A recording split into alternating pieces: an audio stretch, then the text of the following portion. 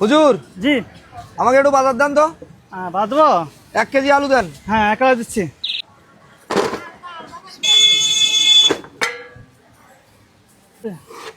পেঁয়াজ আছে? হ্যাঁ পেঁয়াজ আছে। পেঁয়াজ দেন 1/2 কেজি। 1/2 KG this.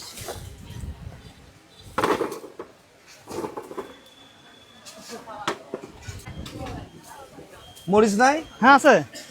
মরিচ দেন 250 গ্রাম। 250 গ্রাম।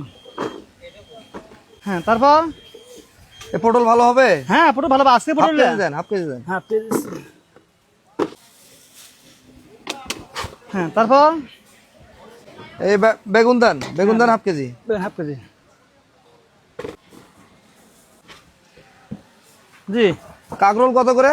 কাঁকরোল 40 টাকা। 1/2 কেজি দেন। হ্যাঁ একটা একটা পেঁপে আচ্ছা 20 টাকা। হ্যাঁ দাদা হয়েছে? জি আর কিছু আছে আপনার হ্যাঁ আছে, এখানে? কচু আছে। আচ্ছা 1/2 কেজি দেন। হ্যাঁ 1/2 কেজি।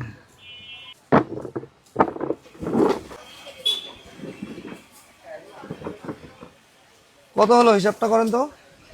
হ্যাঁ তাহলে হচ্ছে 1/2 কেজি। তাহলে 25 25 50। হ্যাঁ 60 70 80 90 90 আর হলো 10। হ্যাঁ 100 120 25 আর হলো 25 50 150। 150? জি 150 আর 20 170। 170 টাকা। জি এই নেন, টাকা নেন। হ্যাঁ এই খরচ।